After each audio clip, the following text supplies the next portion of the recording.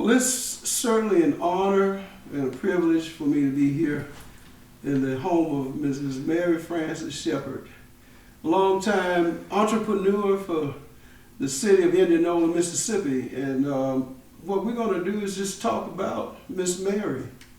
And there's so many things that we will cover in this documentary here. But I know myself, I met Miss Mary Shepard in the early 2000s when I was chasing the blues scene and happened to be told when I got to Indianola, Mississippi, that you have to go to Club Ebony because that's where the history is. And I met a gentleman by the name of David Lee Durham, who was a musician, and he embraced me, and before I knew it, I was playing at Club Ebony every Sunday evening, you know, trying to learn to play, and of course, it was an advantage for me. But in the life of Miss Mary Shepard, this club goes back over 40 years in your hands. That's right. So, what was that like in the beginning? Well, in the beginning, that the club was closed. And my husband came to me and said, "You want to open the club?" And I says, "I don't know.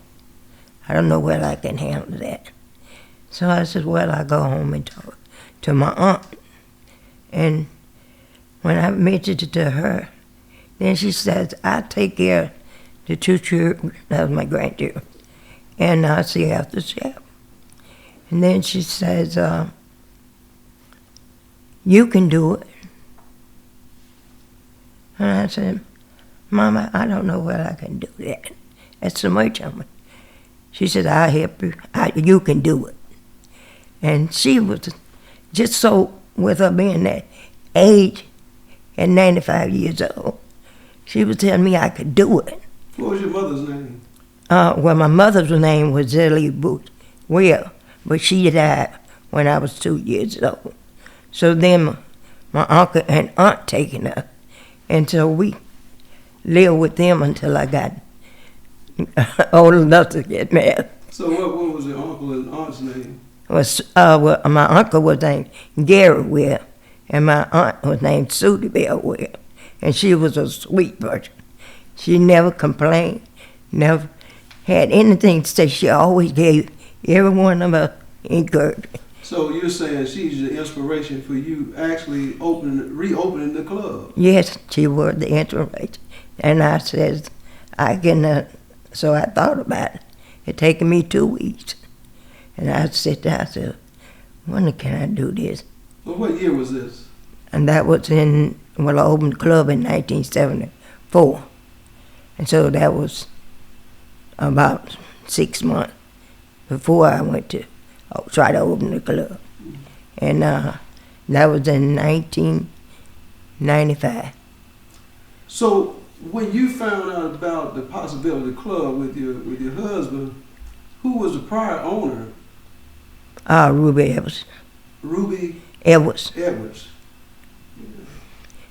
She was from Leland, but she was running the club then. Do you know how many years it was open before you got? Well, I understood that it was about 20-some years. Okay. And then Johnny Jones had it before then. So he died. And they had his funeral thing in the club.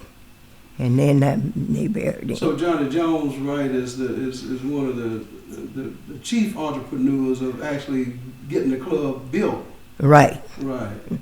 And we've been thinking about doing some things in Indianola to honor Johnny Jones, and we'll talk about that in another episode. Okay. So when you took the initiative to start that club, what kind of ideas did you think about you were going to be facing with, and what were you trying to do by opening the club? What were your goals? And Well, that was a kind of, I'd say it was a hard decision because I had my 2 young children, and then my husband had got hurt in Vietnam, and so then I had to make a decision between them and the club.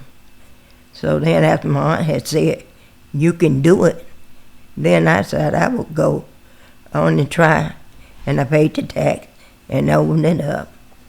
And when we opened it up, I looked at the club inside, and then I found out that the drink box had a hole in it. And then we looked at the kitchen. We found out we had to buy a grill. And so I said, well, all of this is take money, you know. So it began to kind of run into the money situation. So at once the hole, so the water wouldn't come out, it would keep the beer cold. So I went and purchased me some beer, put in and got me some ground beef to make it some padding. And so then after that, I said, well, I need more than that.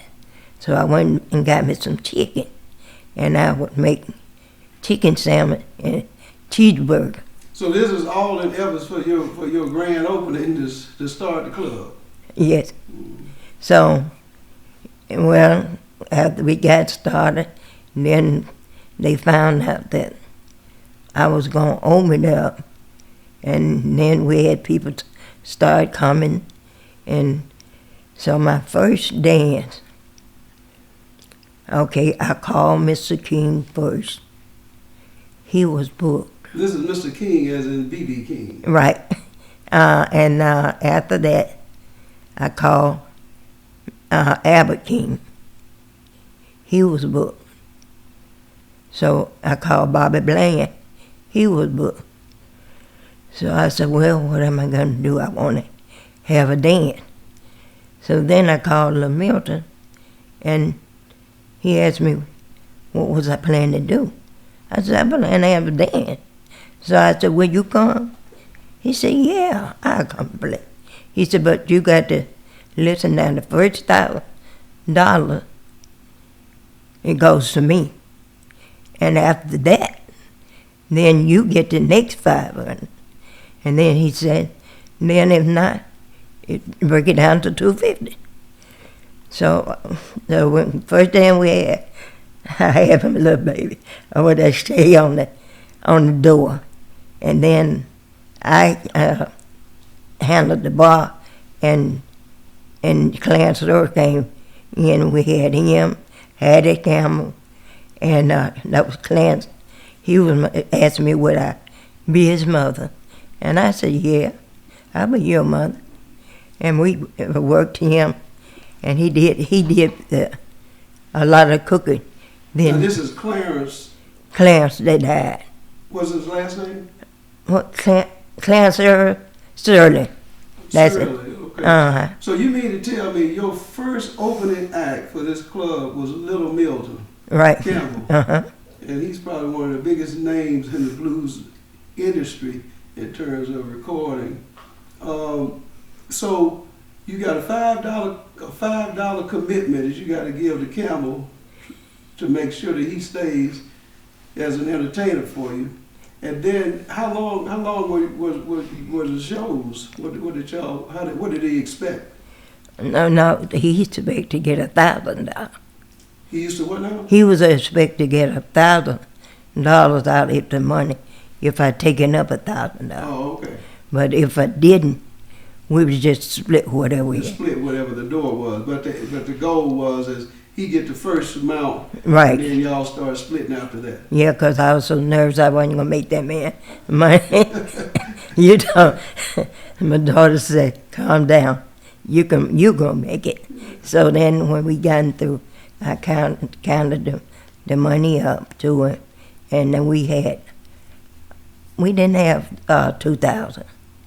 I think we came out about 1,500.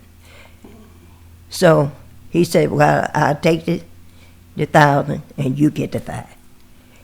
Well, that's a beautiful deal as a startup plan for a club with the history of Club Ebony. So let's look at what you were doing at the time the club was happening. This was going to be your primary job.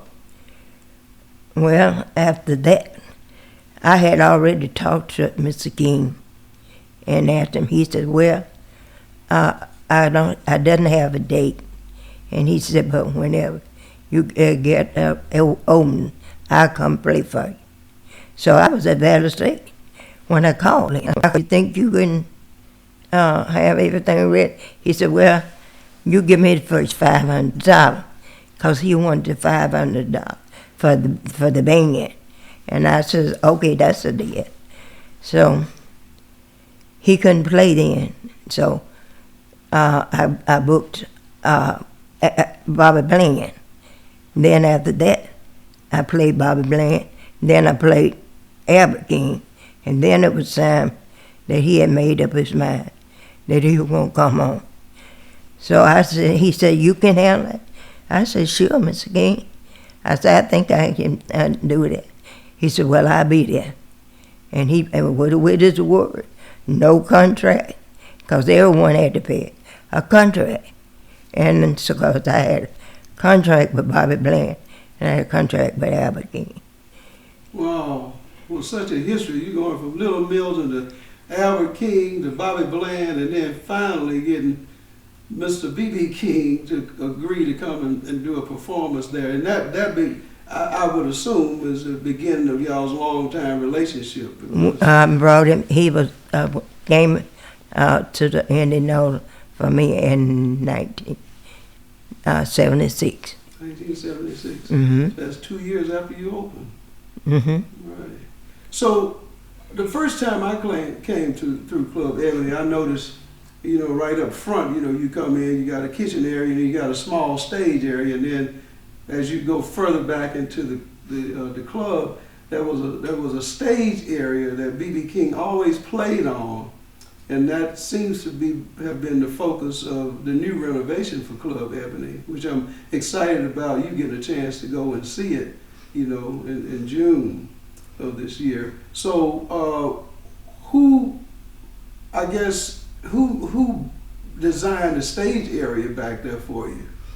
Well, talking about the stage area? Right, when you opened the club. Well, right. Okay, that was there. Oh, it's already there? It was already there from Ruby Evans. And the lights was already there. All those things, and the glass and the kitchen, the bar and the kitchen, it was already there. Everything was there, but it just, kind of in the old-fashioned time. Right. So you didn't even think about yourself as like a big-time music producer. I mean, you were entertainment production all by yourself, just making calls and people coming to perform for you. And that's 2 or 3 jobs today when people start booking agencies and acts, but you did it all by yourself. But that's a time period too. I understand that too. Did you consider yourself to be known as an extension of the Chitlin circuit? No. It's called today? No, I didn't even think of that. I just thought of people's coming out, having a good time. Don't get intoxicated. If they did, we see anyone like that, we would send them home, take them home. Okay. We carried 2 or 3 home. Walter Pistol one that we had to always watch. And that was he was the first one that came in the club with the older people. Okay, when you say the first one, what are you relating to? The first what? You was the first white person. Oh, the first white person. Mm-hmm. And I met Mr. Walter Pitt since then, and he still is very supportive of what he does, for communities and so forth. And one thing I can say about Walter, from the day he came in the club until now, he gonna call me. If it's 10 o'clock at night, he gonna call me and say, hey, Mary, I'm watching on TV. You on TV? I said, well, he said, I said, no, I'm asleep. You woke me up. And he said, well, go back to sleep. Well, okay, but let's look at the time period. You're talking about mid-70s, and Mississippi, of course, along with many other southern regions, were dealing with the same age-old problem of racism and so forth. And Walter Pitts became one of your closer friends, and you're saying he's the first white. Before my time. Okay. So yeah, because I do know that club has a history of of even James Brown coming Right. to the club. You had Count Basie Orchestra coming through that club at the time periods, you know, prior to you owning it. Did any of those people return to your knowledge? Not those to return, but mine was the next generation. You in that next generation. Right. Right. So did you see a difference when Walter started attending, you know, as we say, building race relationships, you know, when other whites started to come out? Well, when he was the first one, the other one come across the track. I took Club Ebony then. And so I let him out and said, well, if anything go on, you come and let me know. And from that day on, Walter been right there with me. And now he definitely a friend. He done bought tables this year. Yeah, he's always, every event I've ever been to, Club Ebony, he's always been supportive, and normally would have, if there's anything to be entertaining himself, he would make sure that there's a table of people there to see the great artists such as B.B. King. I had Walter one time, Walter, you remember when the stage old today, and all the way back to the new stage, Walter bought all that. Oh, okay. He was just friends. Anyone wanted to sit at that table, he'll let him say, he bought that whole era. That's a beautiful thing. Let's look at this idea, you know, of you and B.B. King becoming very, very close friends. So your first performance with B.B. King, how did that go? Well, we had a few white people came. And then, well, on the second they started coming, but seemed like they was afraid to come across the track. But they did come. They came, few of them came to Bobby Bland, you can almost count them, and Albert King. But then they began to come a little bit more because the track separated. Right, but did the audience, did the community come out to support B.B. King like they did the others? The blacks came, Okay. but then I didn't have too many whites. Okay. Just very few whites at the first one. All right, well, let's look at that first performance. How many other times did B.B. King come after that, to your knowledge? From 1976 to 2007. Okay, to the year 2007. So B.B. King every year from that Every point year on. from that point on. That's a lot of performances. And after that, he made a deal with me to let someone else handle the concert. I started the concert and everything. So let someone else handle all that, and you handle the club, and I make sure you don't have to pay up that. So every year B.B. King played for free. that must have been very, very, not only generous from his standpoint, but I bet that made a difference in terms of how you were able to keep the club functioning from that point on. Well, he mentioned to everyone in that was 2014. He said, Mary Shepard didn't tell you all. Our homecoming was started after I carried him to the B.B. King's Park. So I played him 2 years in the B.B. King Park. That was 1978 and 79. Okay. And So he played free, yeah, those are the outdoor concerts outdoor. that he had. But I noticed that he had a tradition of always coming to play a late night set after he did the outdoor festivals. He would always end up at Club Ebony and play. Well, that's Sometimes till the sun came up. And that was the deal we had That's made. another deal. Well, in terms of building a relationship with B.B. King the way you did, well, I know it was an importance, for Indianola because, we're dealing with, you know, the building blocks, you know, for tourism, and that's a beautiful thing, you know, for each state, especially for the state of Mississippi, where B.B. King is concerned. What did he agree to do on the first homecoming? I mean, like, was that your idea, his idea, or how did that come about? No, well, it was my idea of him coming home. So his secretary, Miss Walker, and I said, well, I'll connect you with him. Mm-hmm. So she did, and from then on, we didn't have any problems. So the agreement was, you know, to give him the $500 for the gas. So, yeah, I guess it seemed like wanted to see that what I give him anything.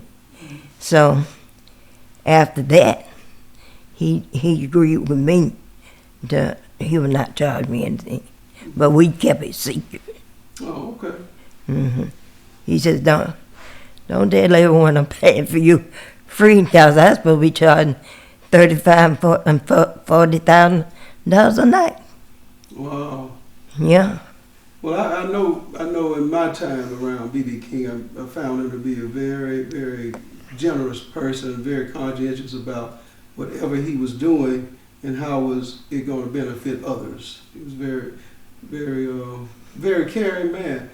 Well, such as yourself. But thinking about that club and all of the things that you did to help with community involvement and other. Second wife. Sue Edwards. Oh, okay. Okay, her mother was Ruby Edwards, and then she had another sister. So I guess we looked at her and seen the pretty lady. Then he asked to get married. So they married. And with him being at the club with me, so Sue was always coming and to the show. But she never did. She always laughed and talked with me. But she was in high school right before me. So I think Sue and our sister went with me. But Sue didn't go with me. She was with Ruby, her mother. Okay. And so the story behind Sweet 16? They got it from that. He made that record after they separated. He made Sweet 16, and that's where the Sweet 16 came from. Yeah. Well, we still try to keep in touch with Sue from time to time. She's out in the West Coast area there. But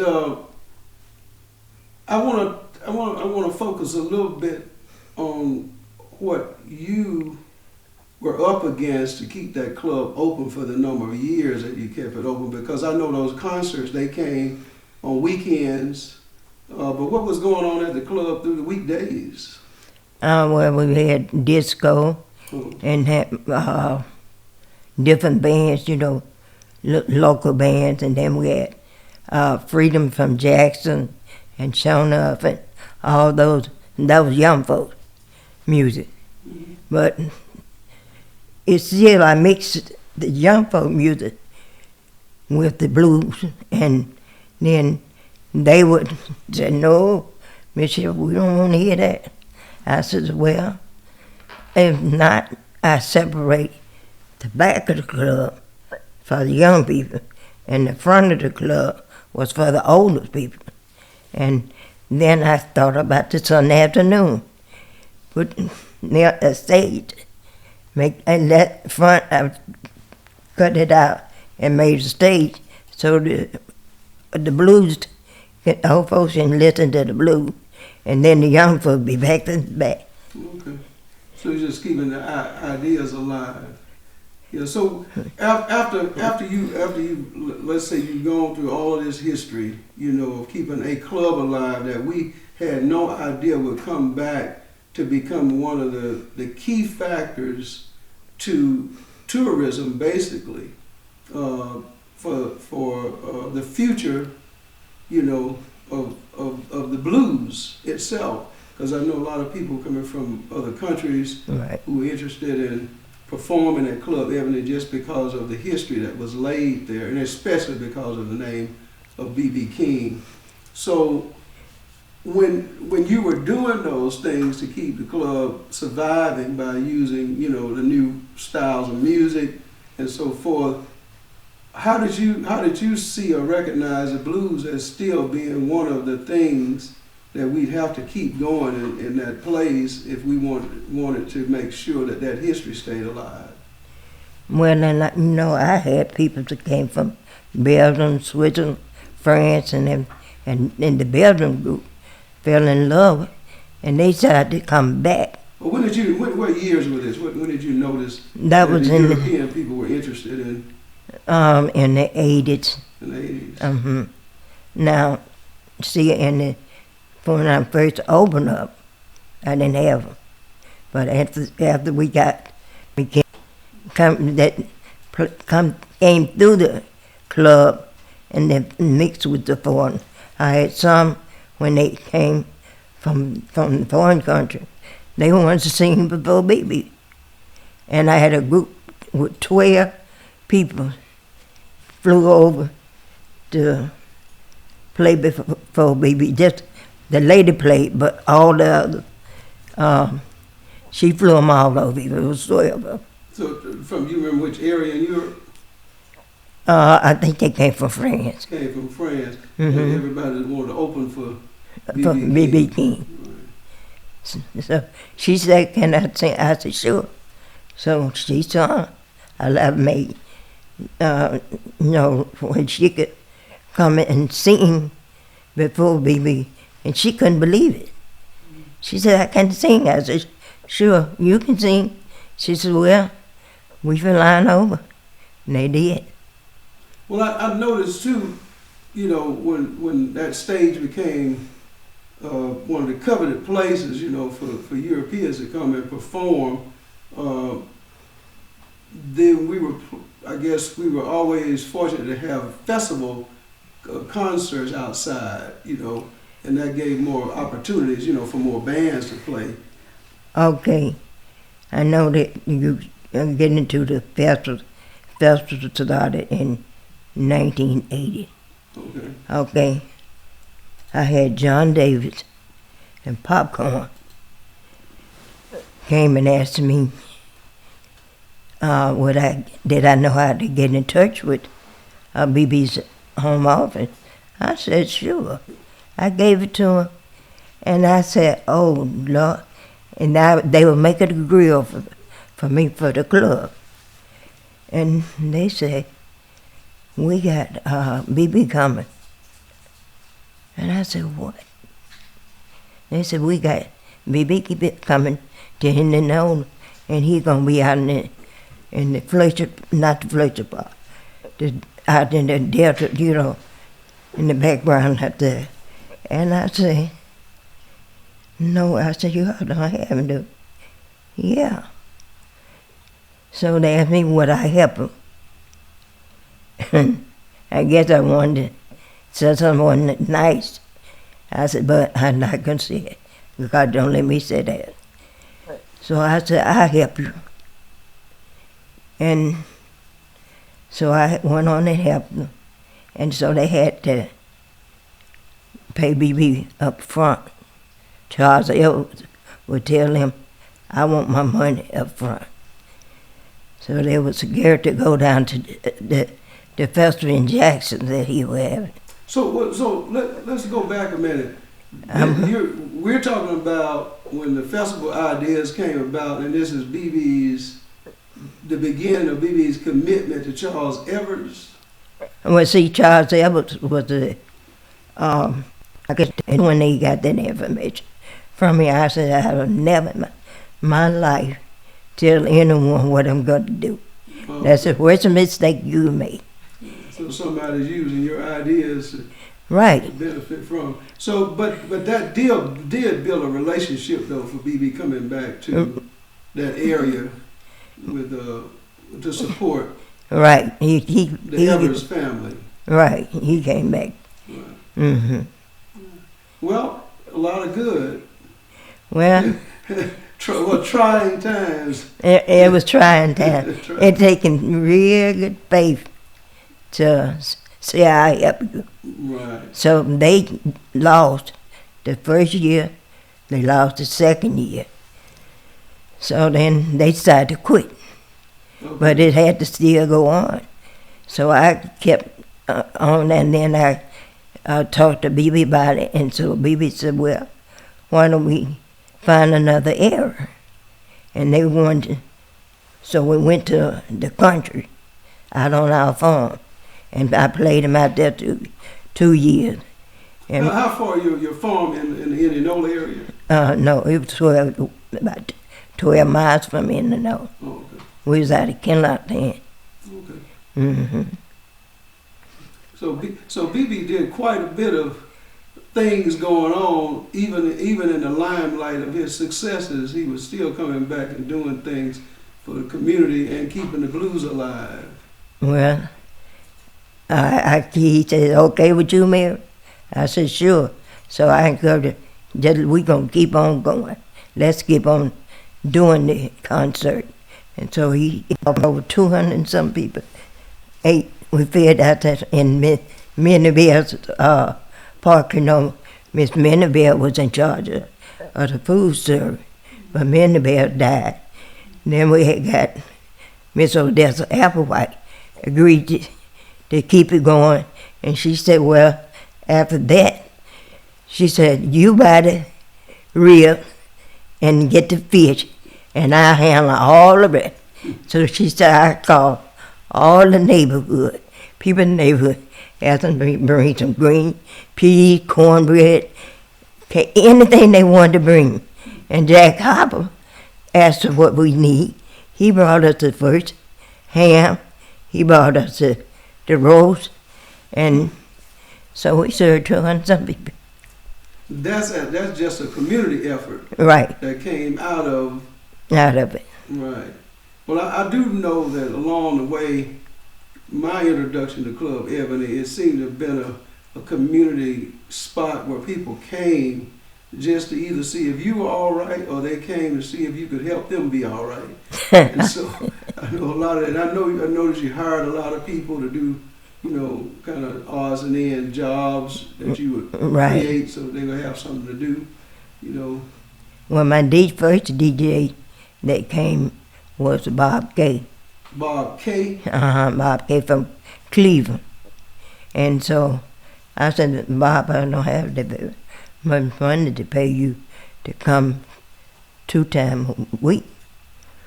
So he said, I come the whole 5 days if you want, 7 days if you want me to. I end up having a club full of people. That's amazing. And I noticed we're sitting around your house looking at posters such as the one saying, thank you, Indianola, that statement is written by B.B. King. Yes. Yeah, and you got a lot of signed documents by B.B. King, right. too. So what's the story behind the thank you poster there? Well, he decided to write this letter thanking everyone in Indianola, and then he named all, and that's the way he named John Davidson. But they wasn't the first one. Oh, okay. They would know at that time. That's when they asked me to help them. So this was the concert that came from the other concerts that you'd already done. Right. But this concert seemed to take precedence to say it was the first one, when it really was not the first one. That's amazing, amazing histories. So let's look at knowing that, and I see you now all the time, and you like wearing your tiara with the crown as the queen of the juke by the state of Mississippi. But how did that come about? Okay. Janet Williams and Sade Turner had seen the work I had put into it, and they said, Mary, is it okay we They went to Jackson, and they talked to Governor Haley Barbour. So he declared me. Well, they talked to who now? Governor Haley Barbour. Oh, Governor Haley Barbour. And he decided and named me the Queen of the Jews, and gave me the day of April 4th. April 4th. Yeah, I remember that. Well, and and so he written all those things that I already had did, and then he sealed it and said, "It's sealed." And that is this. That is this piece here. Right. Yeah, that's now your document as being crowned the Queen of the Jew. Right. Of Mississippi. I know that in the history of the word Jew, there only were 2 places, to my knowledge, that had that title. One of them was Polemarket's out in like Jill House. Right. And the other one was known as like Club Ebony, you know. Well, I think he put Queen of the Jew, but later they put it as Queen of the, not Jew joint, but the Jew. Oh yeah. So it started off as Queen of the Jew joint. Right. Yeah. That's amazing. What do you think about in terms of now that, well, before I ask this question, I know it must have been quite maybe a hard thing for you to do is to give up that club. And I know that B.B. King made another gesture with you to buy it from you. So how did these thoughts start in your mind about knowing that, well, maybe it's my time to get out of the club business? Well, after I had the first stroke, B.B. was playing on stage, getting ready to go on stage, and I collapsed after he got about 10 feet from me. He called the doctor, and he said, "Mary has had a stroke. Let's rush her to the hospital." So B.B. didn't know that I had a stroke until the end almost of the show. So Carver Brandler got up and he said, "Call me up." And that wasn't coming, so Attorney Carver Brandler got up and said, "Mary had a stroke, she's in the hospital." And this is at the show at Club Ebony? This is at the Club Ebony. B.B. was playing then when I had it, and they rushed me to the hospital. And this is the beginning of you thinking maybe it's time to get out of the business? No. Oh, that's just one of the strokes. You told me earlier today that you've had 6 strokes. So, I had 6 strokes. Yeah. So having the first stroke, what did that do then toward you deciding to get out of the club business? Well, I kept on until I had the 2nd stroke. I had the 3rd stroke. And the 4th one, I think my daughter and them talked to me realize I cannot run the club anymore. Mm-hmm. And so then when I had the 5th one, my daughter and them said, "No, it's time. You can't run it." And then Mr. Whelan talked to me. He said, "Well, Mary, you need to give it up." And he said, "If anything that need to be handled, I would handle it. Don't worry about anything, no bills, no anything." So I said, "Okay." And after my children had said, it was time for me to give up. So the club, and so I was determined that I was going to get better, and then I can go back in the club. You still holding on to your baby, as I say, yeah. Yeah. So how did B.B. King become, I guess, involved in the purchase of it? Because I noticed you had ideas. I remember talking to you about what you would do to sell it and so forth. So how did B.B. King become Well, in that focus? okay. Well, B.B. already had, after I had a couple of strokes, asked me about buying it, and I said no, I wouldn't sell it. Oh, he was already interested. He was already interested, so when I had my children had me to give I had Mr. Wells say, well, we need to call Mr. King and let him, if he want, and I said okay, and so Carver called BB and said, Mary. This is attorney Carver Randall. Right, Okay. and said, she said that she wanted to sell it. So when I decided to sell it to her, and then several more that was Victor Bias, he had came to me. He wanted to buy it. And I think Carver ended up raising the price too high. And he said to him for coming playing for me all them 35 years.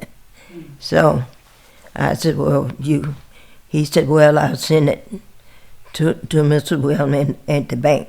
And I said, go ahead on. And I agreed that then he could take over. So I said, now, you can take over after April the 7th, and then April the 8th will be yours. And that, what year was this? That was that was 2000. I believe it was 2006, somewhere along in there. Right. And your very close friend, of course, I guess we lost him somewhere shortly after you. Right, Turner Carter. Right. The David Lee Durham. Oh, yeah. Who played on your stage every Sunday for how long? David Lee played on me almost just about all the time. It's a local band.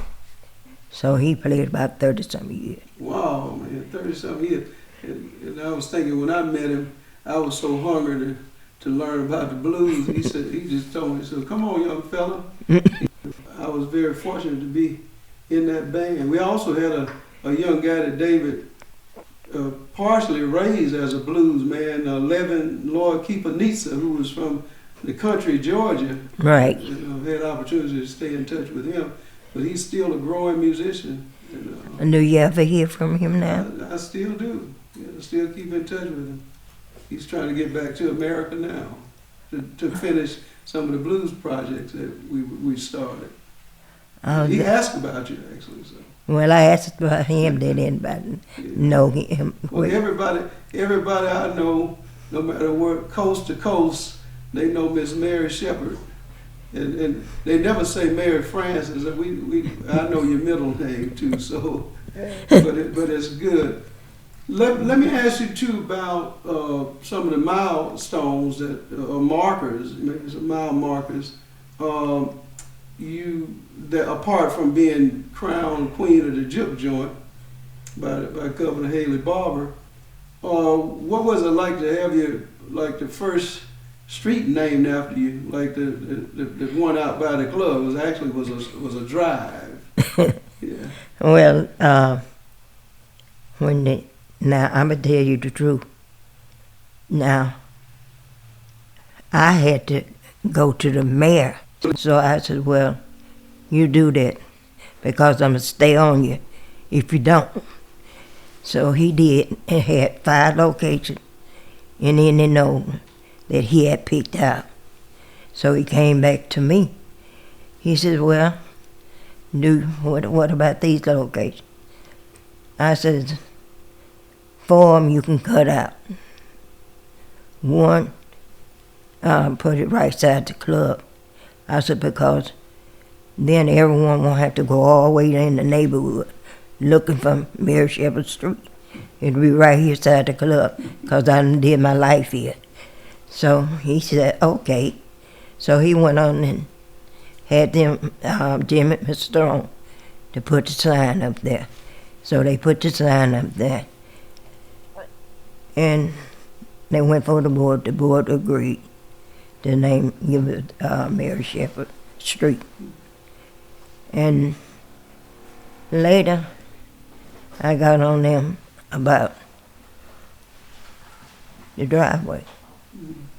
And he said it would take him so many years to concrete could pave it. Okay. So I left it alone, and then I still called them about that. But you know that's in the making, right? You might be surprised, but they're trying to get a lot of that done just because of the renovation of Club Ebony. Well, I already figured they were going to do that. I figured they're going to buy the house next to me on the south side, and the next one, and then the next one. It was two houses beside that one next to the club. And well, you know a gentleman by the name of Robert Terrell, right? yes, I do. Well, Robert is doing a lot to help aid, in the process of making all of those realities. Well, and he's one of the, I guess, the chief thinkers, behind the renovation of Club Ebony, along with the other support from the club itself. Well, Robert and I always talk. I knew most of the things that were happening around there. Mm-hmm. And so I said, oh, I agree. I said, keep on doing that. Keep on working. I said, do just like I did. I worked hard. So you're going to have to work hard now. You're going to have some ups and downs. Don't think you're going to go in there straight. You might get stopped and you might not. So I appreciate Robert. I care a lot about Robert. Robert does most of my heart, because he want to see the blues, and then we. But there's a gentleman at the advent of B.B. King's death that became the face of Mississippi, basically, and that is your other dear friend, Mr. Bobby Rush. So, can you tell us about your your beginning with Bobby Rush, and we'll talk about what he's doing today. Well, I had called Bobby and asked him would he come and play. So he said sure, and well, we didn't make really no agreement on the contract. He said I'll come on to play. So when Bobby first came to me. You remember what year that was? Bobby had to come in. Bobby came in the 80, not the 80, 78. Seemed like about 79, Oh, okay. 78, somewhere along. And he pulled in there upside the club. I thought he had Clarence went out there and came back and said, Bobby Rush is out there. No, he didn't know. He said a man out there in a horse buggy. In a horse buggy? You know that you carried the horses back in those days. Oh, okay. And it was burgundy. So I said, tell him, come on in. So I said, well, Bobby, come on in. And I said, you're welcome to Club Ebony, and you can come back anytime you want to. So Bobby came on in. He said, Miss Shepard, listen, if I don't have but 5 people, I'm still going to play. That was his first show. He said, after I get his first show, I guarantee you won't have to worry about me being in this with this way. I had to laugh on that one. So rather than putting a horse in the trailer, he got his equipment in the He had the equipment in the trailer. And we talking about on that DVD over there. And so both of us to laugh about it. And so he went, after he played that first show, Bobby went in that dressing room. He'd run in and come out with matching clothes. So he kept running, and then some ladies, they were in all the ladies in there, they began to holler. And I had wondered, how would he put on a suit and shoes matching, but found out it was one of them zipper. Oh, he'd go in and jump in and zip it up. And put shoes on, and they were matching. But he kept on with that zipper and then he had that, what the record called, Sue, was it not Sue? What that, Stoop, whatever it is.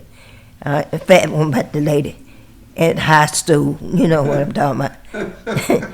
he kept on calling, and then they big lady come up with her and dance with her. Oh Lord, that was it. Yeah, Bobby built his reputation on the big woman and the big panties. And the big panties, yeah.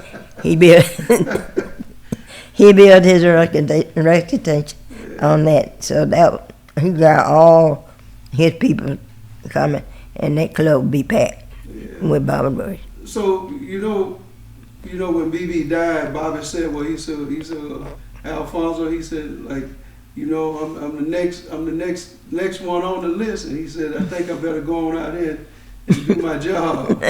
And he got busy, you know, people calling him. He's still traveling so much, so many places now throughout the world.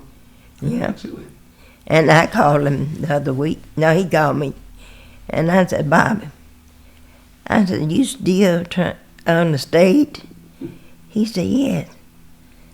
I said, how old are you now? I said, I know, but how old are you now? And he said, 86. I said, Bobby, you are older than that. He said, no, I'm 87. Yeah, you know, Ms. Shepard, we've been talking about how B.B. King has been instrumental in, you know, that success of Club Ebony, you know, and you being, you know, kind of undergirding the community with kindness and making sure that people were treated like human beings.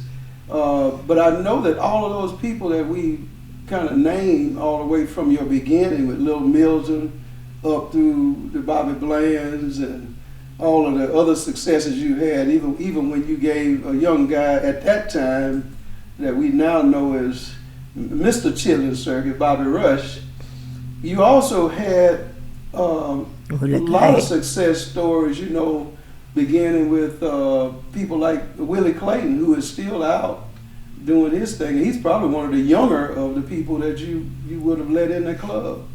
Well, so what's your introduction to Willie Clayton? Okay, well, Willie Clayton was a kind of a young artist to the younger people got crazy about Willie. And so when I brought Willie into the club, I had a packed house. And Willie had a different, what you call it, a chilling circuit atmosphere with the younger people and the old people. So Willie could pull either way. He was on the tail end of the circuit, yeah. Right. And so I played him. So Willie played for me. To host Denise LaSalle as she was climbing the ladder of music entertainment. Well, Denise LaSalle was a lady that could pull either way.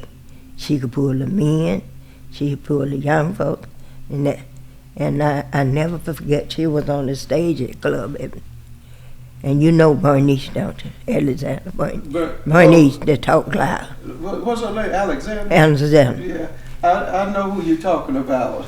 Okay. And Denise was on stage, and she said, if anyone could think they could outbeat me singing, come on up to the stage. Up jumped Bernice. Bernice came, had a little short dress and stuff. And you know, then they were kind of start wearing them mini skirts. Oh, the mini skirt was out. Uh-huh. And jumped on the stage with Denise and taking Denise's show. She could sing. Denise didn't know she was just invited. So Denise made a little mistake on. She made a mistake on Bernice. Bernice had everybody standing. Everybody. So that made me think about me telling them, giving them the information to call and get BB. About Popcorn John Davis. So Denise stopped and said, get you off my stage. We never know who's in the audience. Well, and who actually is capable. And that's one of the things, too, about having local talent. A lot of local talent has been born by opportunities like that, you know. And she said, I would never call anyone else up on my show. I don't think, but when she came to Club Ebony, she didn't ask anyone to come up to the stage, because Bernie showed out. But isn't it true though that Denise was probably one of your larger selling sellout audiences? Right. I brought Denise and Barbara Birch to Club Ebony. I had a complete sellout. They was in the street down south, north. They was in the street down south, still standing up trying to get. And I said, I can't take any more, because I'm over to this city code anyway. I had 1,000-some people in there. 1,000-some people in Club Ebony. Whoa! And what's the standard capacity? Is like about what? Don't let me say 6. Whoa! You were way. So people were just in there. They said we'll sit anywhere. If we had to sit on the floor, they wanted to hear Denise and Bobby Birch. And I said, I can't take it anymore. Well, I know Denise and Bobby ran a long time, on shows together, and they really did pack out those houses. So, what about well, I guess that during that time when Denise and Bobby were kind of growing as becoming favorite artists, for many people, who else was in that mix that you remember bringing to the club? Well, in the mix of bringing young folks and all, then I want to start picking up some of the young artists in Jackson. That was shown up. I call the name Freedom. Oh, Freedom. And showing up. Those were some of the early bands in the Jackson area. Right. So I hooked up with them, and if I pick up the phone call for either one of it was another group too. If I called them, they don't answer. They came in, they played a lot too for me free. Do you remember any other people besides Bobby Bland coming out of Memphis area?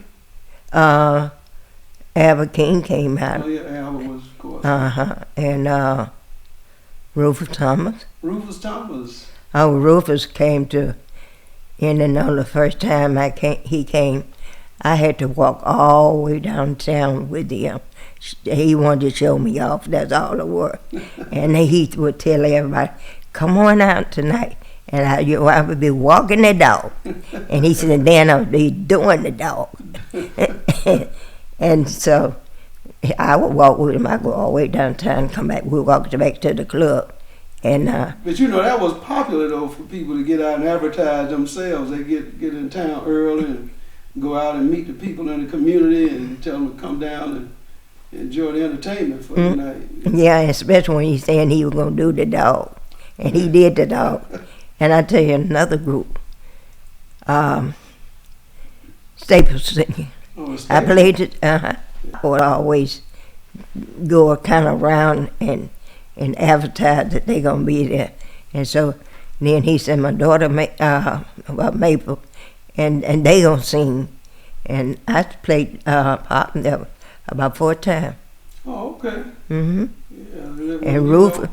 They were strong, what we call the activist singers that talked about the people, in the world and so forth. So they taken the Temptations song and recrafted it. And they heard it through the grapevine. Yeah, they take in my heart too, because I liked the way they sing. It was more kind of mixture with church. A strong gospel influence. Right. Mm-hmm. Strong gospel influence. So I played them until they stopped playing. And well, speaking of Albert King, what's the story behind Albert and you having to remodel your club because he didn't want to come back to it? Albert was playing on stage, had a house full of people, and that one crosscut saw. Yeah. And everybody was standing up, all up, and he wanted me, called me, and said, tell Mary Shepard I said, come here. So I left the bar and went all the way to, he was on that backstage. And I went back there and I say, Mr. King, what's wrong? And I didn't expect what he said, you know.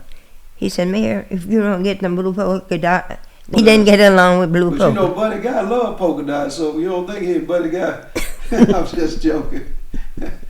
But, so I said, okay, Mr. King, I'll do that. Because I didn't want him to stop, because he was a good player. Well, Albert was one of the guitar players who was going to show out on stage. He did. He showed up. And so I couldn't sleep when the show was over, and I couldn't sleep. And I kept wondering why he didn't want the polka dot. And so, that he wasn't going to come and play, back and play. So I said, I can't not let him not feel he's not going to come, and he'll tell the other, I'm not going back to play because she got them blue polka dots on the wall. So I got up at 9 o'clock, before 9 o'clock.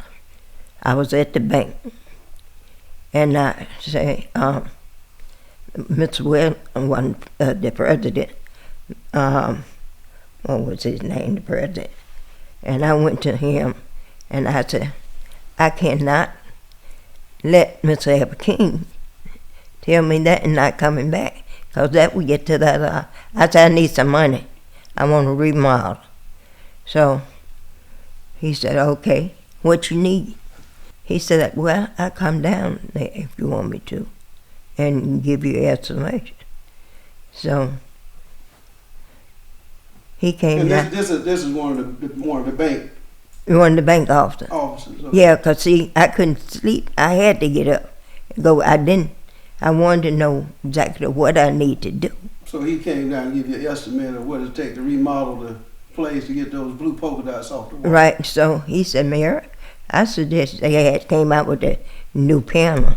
So he said, I suggested that you panel all the whole walls in the club.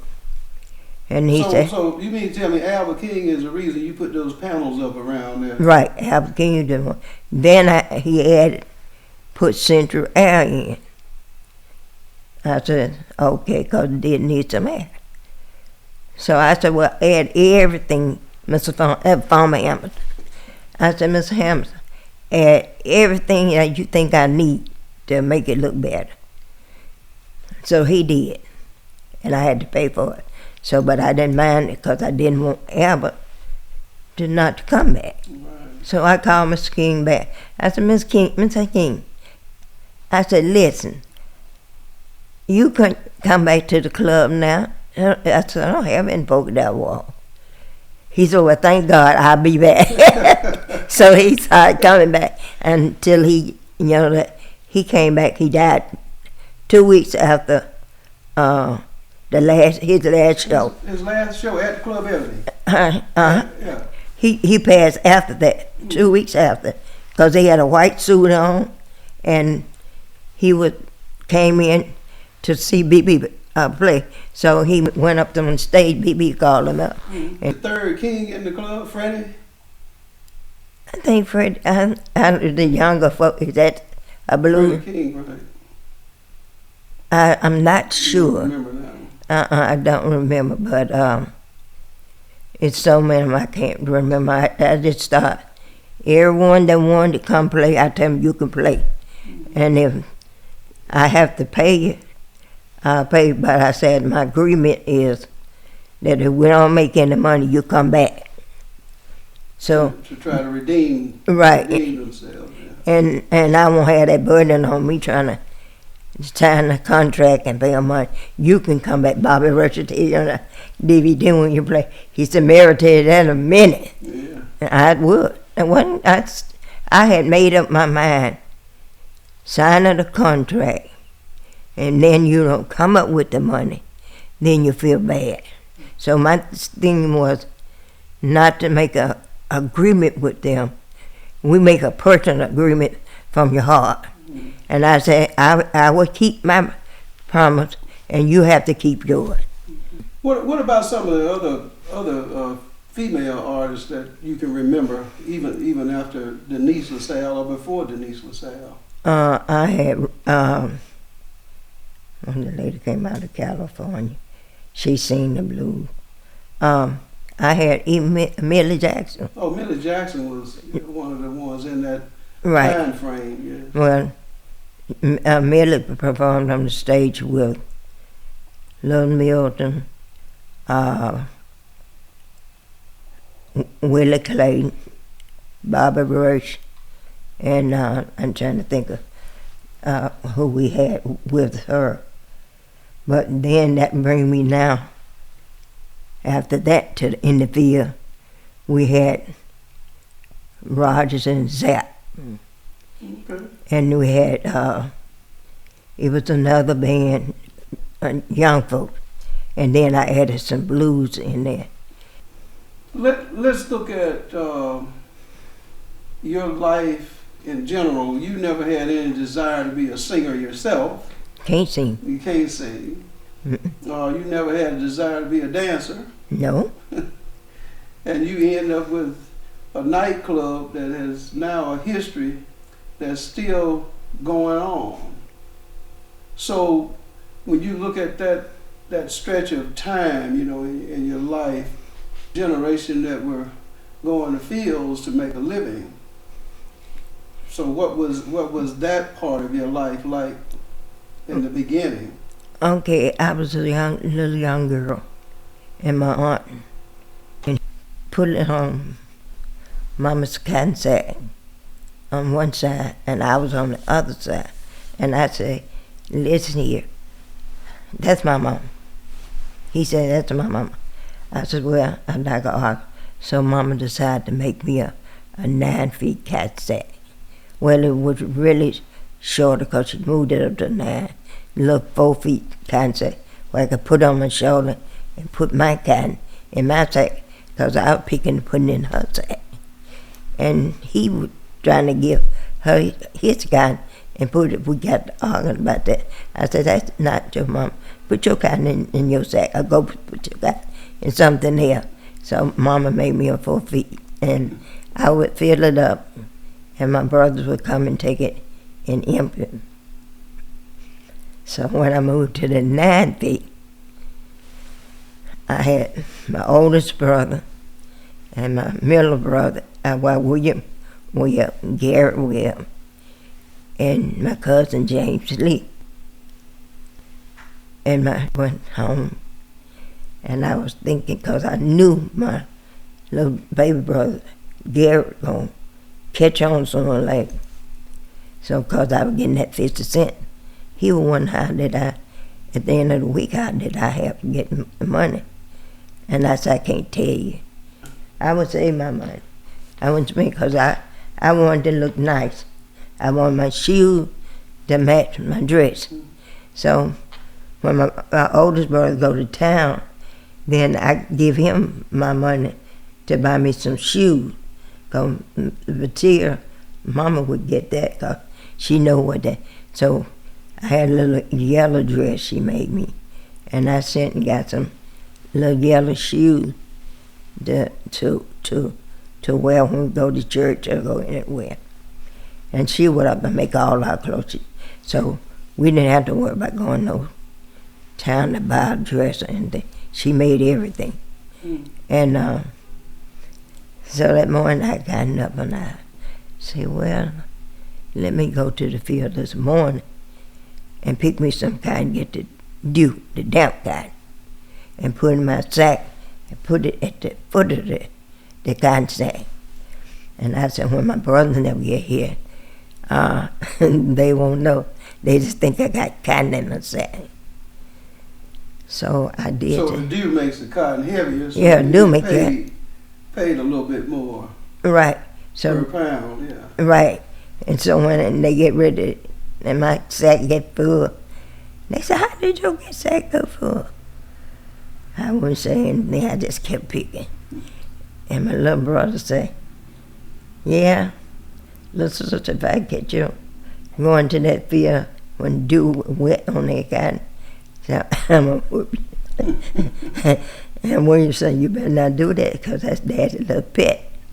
And So you got it, were you picking on plantation territory? No, You no, picking on yeah. your own sharecropping we were picking on our own. on your own fields? So after a couple of weeks, he found out what I was doing. He got up that morning and figured out, he said, listen, little sister, I will follow you all the way to the cotton field. I said, no, you don't need to do that. He said, yes, I do. And so when we got back to the house, when we got ready to empty my cotton, and they had been emptying all the time. So I believe that's what you getting that 50 cents from. So they emptied out. With no rock, with no, and my baby, he knew me. He said, William, he said, I tell you what, feel they cotton at the back of that sack. Said, that's what the problem is. Says, not the front. She picked that cotton when we was here, but not the cotton at the end of that sack.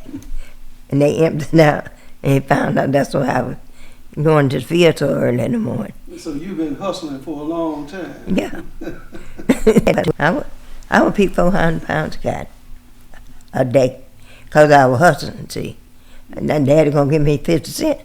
So why not? You gotta beat them to get the 50 cents. Yeah, so we're a long ways from what 50 cents could do then and what it can do now. Oh, 50 cents could. Oh, when the rolling stone man come by, we can go get us some cookies, some cheese, a pop, and bologna, lunch meat off of the truck. We didn't even pay but 5 cents for a pop. And cookies, we get 3 of them for 5 cents. I mean, not for 5 cents.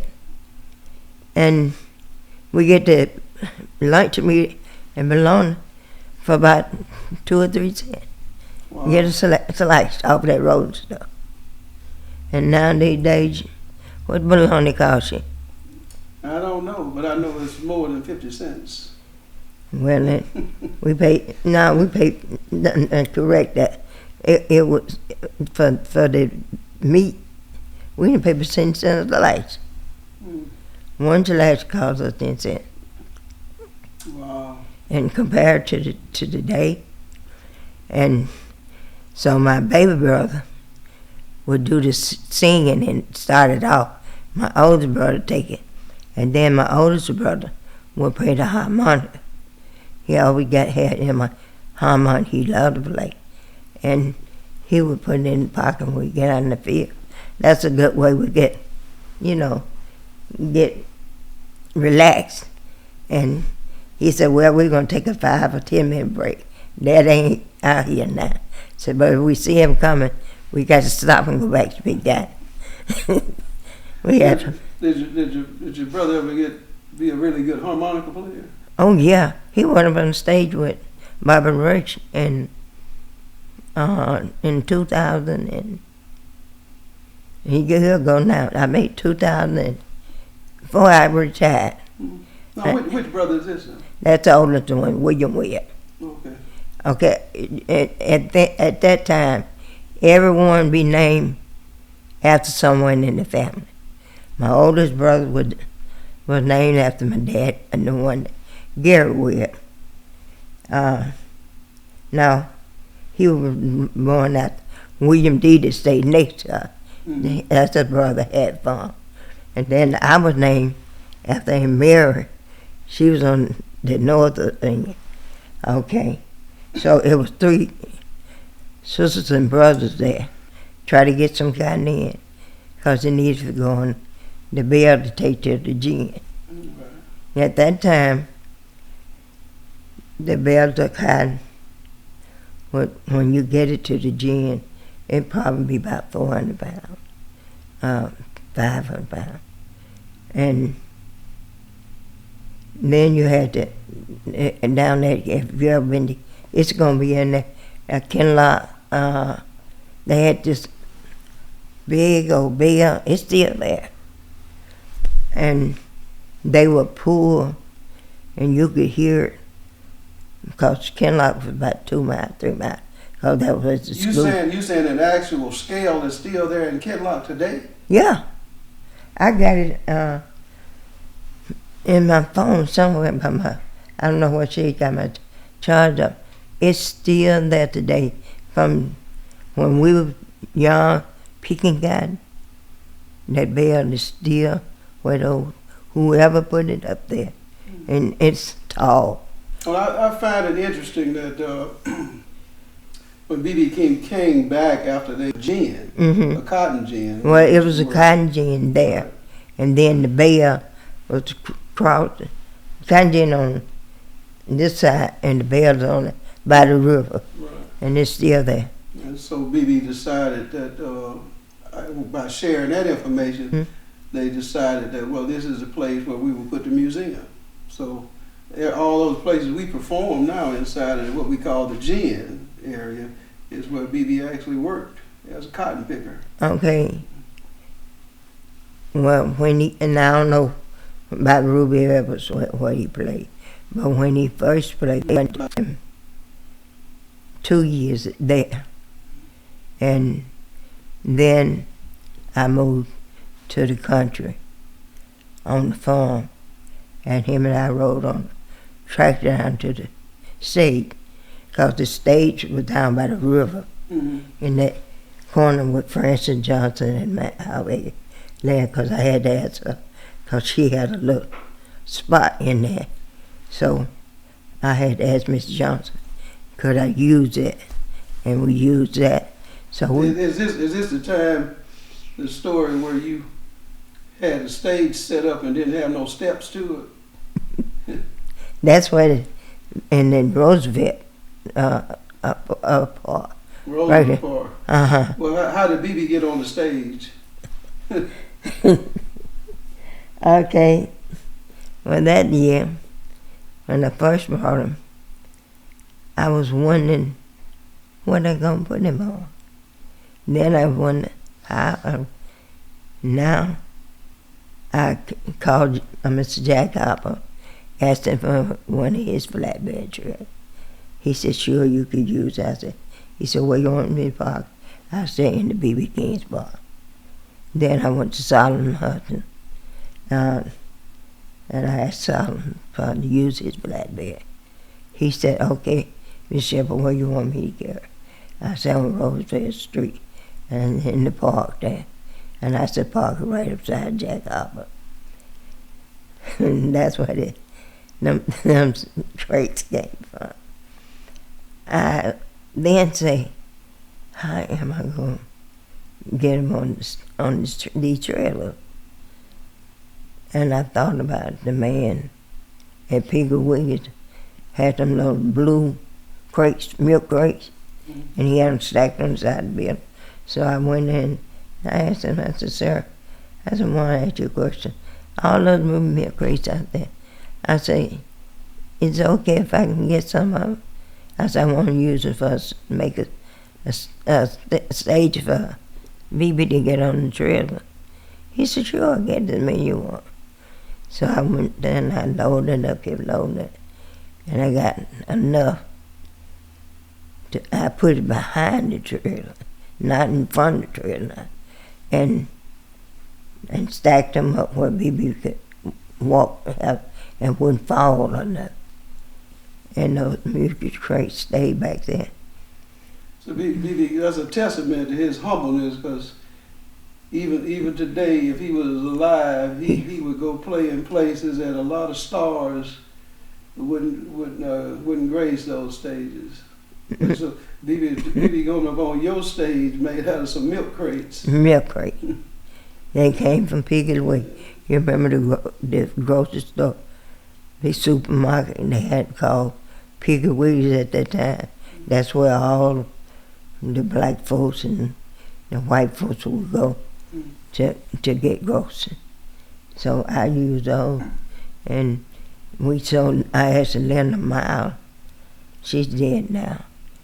I said, Linda, I need some decoration around that trail, so they wouldn't see the milk crates back there. I said, what you think for me? And So we had him coming at 6 o'clock then. Did anybody take any pictures of all of it? You don't remember if anybody had photos of On somebody would have that. Would be Jim Abbott. Jim or Albert? Uh-huh. That's with the newspaper. Right. It was with the Indianola newspaper. Well, Jim came out that day. I'm talking about white folks. We had about 10 or 15 white people out there that day. They didn't come. But you had a field full of free. Both fields was free. They come out there and field be full. And that's an amazing story. But Miss Mary, if you had anything to say about this journey that you've been on, you know, your life's journey, what do you think about these days, and what's going on with Miss Mary Shepard? Well, I'm with my daughter, beautiful daughter, taking care of me. And very seldom you see many young people take in their mother and take care of her, see after everything. And we normally have an argument with what's it called, because they just figured and want to know how come she not charging me anything. She had, from day one, she over there, she had not charged me. Don't want me to pay the light bill, don't want me to help on water bill. Just, she tell them, no, my mother not gonna pay anything, and her and her brother see after me. Well, you know, she's not gonna let B.B. King outdo her. So she's a beautiful, beautiful person. And she said, you raised me, and they treat you at church. I think they make her almost the highest position in church. She a minister now, so I am happy for her. And my granddaughter is done 24 to graduate. She's teaching, and she's a minister. She been called. Yeah.